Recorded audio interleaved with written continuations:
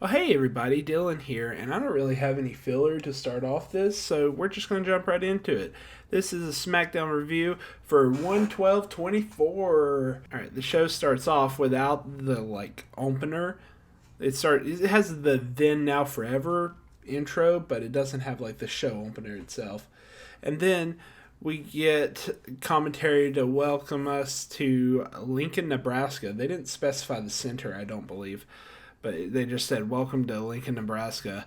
And then Grayson Waller with Austin Theory comes out to start off the show. That's right. They promised a match against Cameron Grimes last week due to something that happened. If you want to know what that something is, well, hey, I did a show review for that yesterday. If you want to check it out, I think there's a title card that should be popping down anytime now. If you want to check that out after this, I appreciate it. All right. As Grayson Waller's making his entrance, they send it over to a video package from last week's show. But they send it over to that about the Fatal 4-Way at the end of last week's show. And then apparently after the show went off air, Roman was backstage being like, oh, I'm so smart, whatever. And Paul was like, oh, well, you actually have a Fatal 4-Way now at the Rumble. So Roman got mad at that, shoved the title in Paul's chest and told him to fix it. We then go back to the live feed where the Bloodline are in the middle of a beatdown to Cameron Grimes. The only thing that we get to see about this beatdown is Solo Samoan spikes Grimes. After he spikes Grimes on the ramp, refs and I think one or two officials, because Nick Aldis is also behind the refs, but they're there to try to break everything up. And then Jimmy ends up super kicking a couple of them, and Solo spikes one of them. They then go to the ring to take out Grayson Waller and Austin Theory, but those two end up running away from the ring. They end up getting out of Dodge. Then Heyman says that they're not the bad guys here. The bad guy is, quote, the James Bond-looking villain, Nick Aldis, who, by the way, is on the ramp. I don't know if I mentioned that earlier or not, but he came out with that herd of officials. He then complains about the Fatal 4-Way because it's almost guaranteed that Roman will lose it, according to him, and that none of the Bloodline are bad guys, but it's Nick Aldis. Nick Aldis. It's like he was trying to tell him that there's a cue there, because Nick is on the apron and he ends up grabbing the microphone from Paul. Solo takes offense to this, but Paul says, hold on, let's hear him out. Nick Aldis immediately, he says it more sophisticated than this, but he tells Paul to basically stop thinking that this is a conversation between two equals, because it's not. And the Fatal 4-Way at the Rumble is a done deal. According to him, this is the second match run by the Bloodline, and it won't happen again. So tonight's main event, it'll be AJ Styles, LA Knight, and Randy Orton against all three members of the Bloodline, counting Roman Reigns. When he said all three members of the Bloodline and the way that the camera had it, I thought he was going to say Solo and Jimmy and Paul Heyman. But unfortunately, no, that is not the case. Then Paul tells him that he knows that Roman's not going to be here tonight. And, well, Nick says, that's right, Roman has started something that he doesn't want to finish. So they have until the main event of tonight to find somebody. And if they don't, then it's a 3-on-2 handicap match to end. And that's how he ends the segment. I love the character of Nick Aldis as an authority figure because he actually feels like authority. Like, he's not letting people step over him. I don't know if they're mentioning or not, but it's cool that they're actually giving credit to somebody who has wrestling credentials to be like, hey, I'm this big bad man and I will not be pushed over. Freaking 4 stars for that segment. Commentary then runs down the rest of the show until Santos Escobar comes out with Angel and Humberto for their tag team match against the LWO. They show a little promo package for Escobar, Angel, and Humberto, and we get the match after the ad. Just kidding. Like always, we don't get the match. We get a backstage segment, and goes backstage to the Bloodline with Jimmy panicking about getting somebody for the main event, but Solo's like, hey, I'm not worried about it. Then Heyman says he will find somebody. Alright. Santos Escobar is on commentary, by the way, and he put the mic super close to his mouth. I hope I can imitate it without screwing up my audio. Sorry if I do for a second. But it's kind of like one of these stills the whole time he's talking. That happens, and Carlito ends up, his song ends up playing, so Santos stands up, expect him to come off the ramp, and he ends up jumping him from out of the audience to take him out. That is enough of a distraction for I'll be honest, I don't know the members of the LWO minus the like 3 I've already named. Well, Carlito, Ray, and formerly Santos. But one of the members of the LWO tries to take advantage of this distraction to roll him up, and the roll up ends up getting reversed by Angel for the 3, and he's also like holding the ropes the whole time.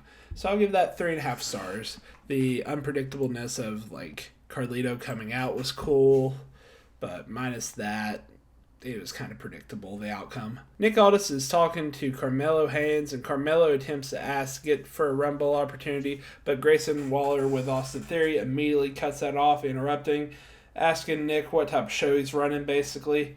Carmelo gets confrontational with him, and they get into a back and forth dispute until Carmelo throws down a challenge. Waller says that he would, but he just wrestled, even though he didn't. And also at the beginning of the segment, he said like he technically won that match. Which, I mean, you can classify that how you want, but in my eyes, I don't consider that a win, so I'm not going to put that down in the tallies as a win.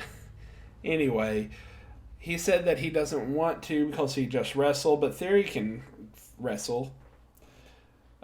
Theory doesn't want to. He's kind of like, I don't know about that one, until Nick says that's a great idea and then makes it official for later on tonight.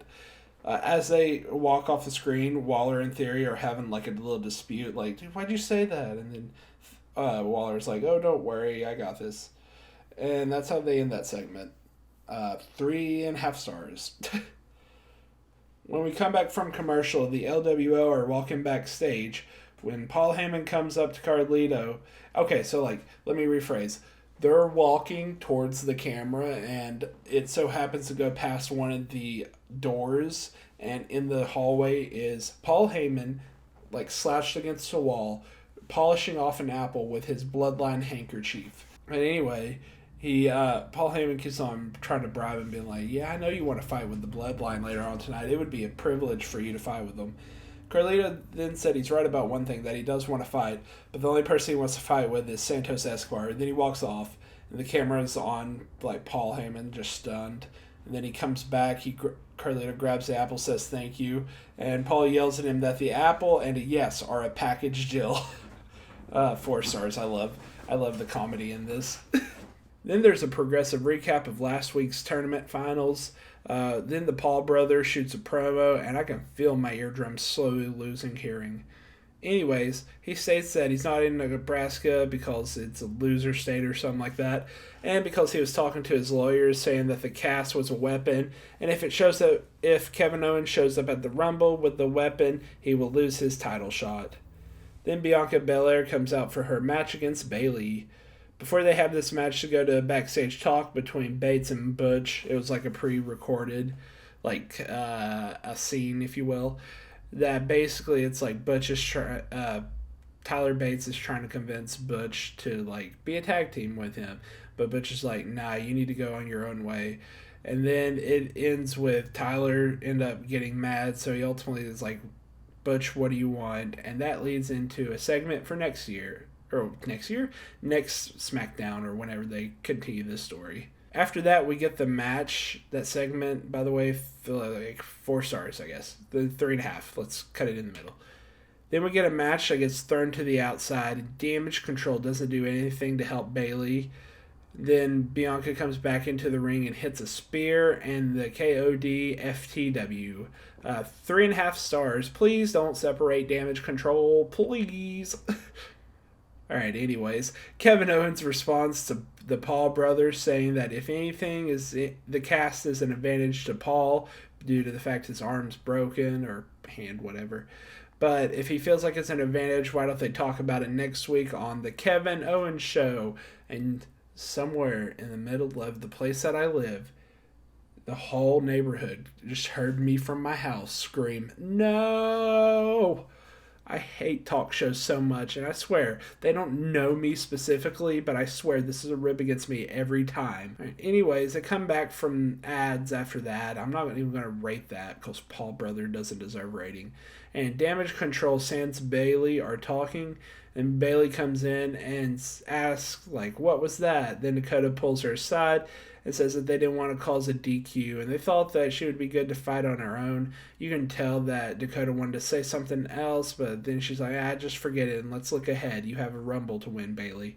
And then they all walk off minus Bayley, and she just sits there disgruntled to end the segment. 4 stars just because of the participants.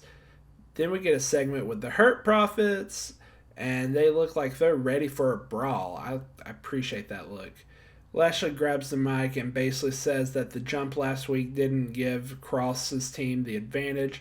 It just bought them a ticket to a whooping, and that they can settle this right here, right now. Again, I'm paraphrasing a little bit. The lights then go out and the weird, like, thing happens. And then when the lights come back on, there's a spotlight on the stage, and it's Paul Ellering. Paul Ellering is on the stage, and he points to the screen where there's a video package of Cross saying that they broke Lashley on the inside, so now they're going to break him on the outside.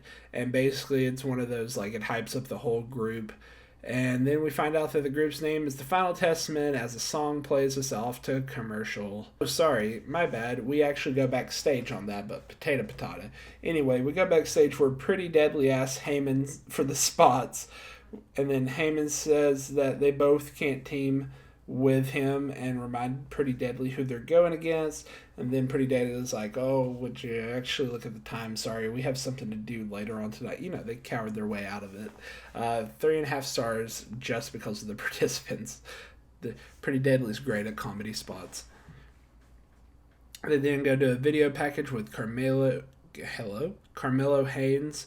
And then we get Carmelo's showcase against Theory, where Theory attempts to do a top rope springboard T-bone suplex type maneuver, but both of their heads collide on the downfall.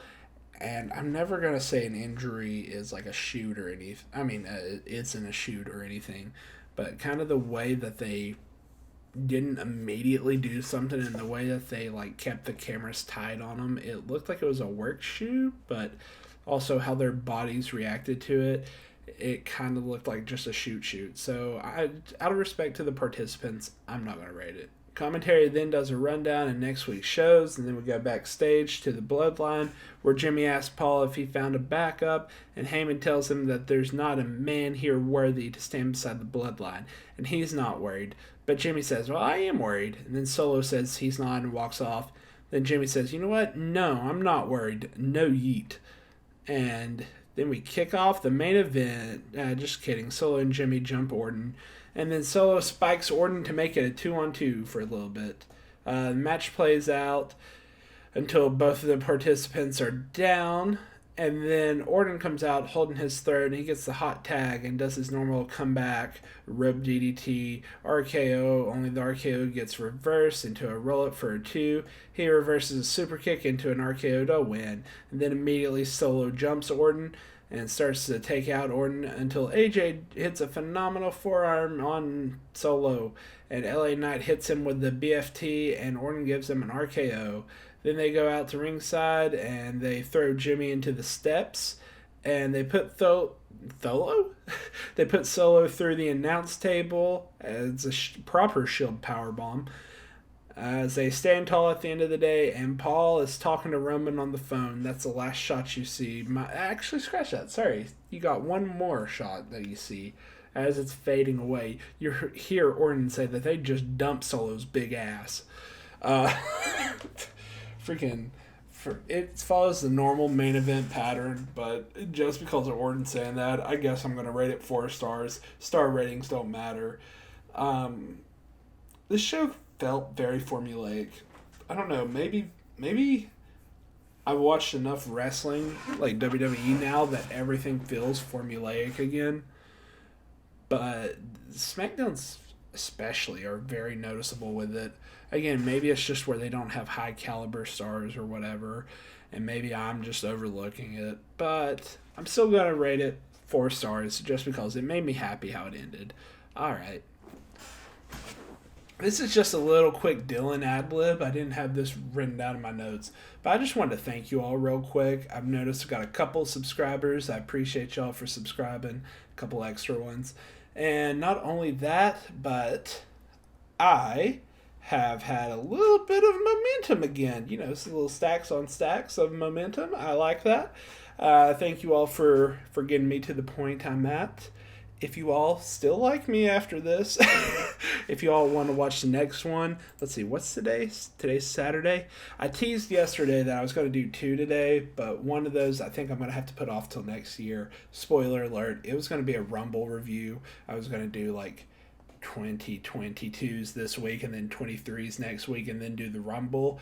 I think I may have to put that off till next year, minus the Rumble. I'll try to do that. All right, ad lib aside. Next show should be Monday for the Raw review, so I shall see you all Monday. Thank you for all this momentum, and thank you for watching. Subscribe if you want to. Get some talking going in the comments if you want to. I'll definitely respond. Anyway, see you Monday.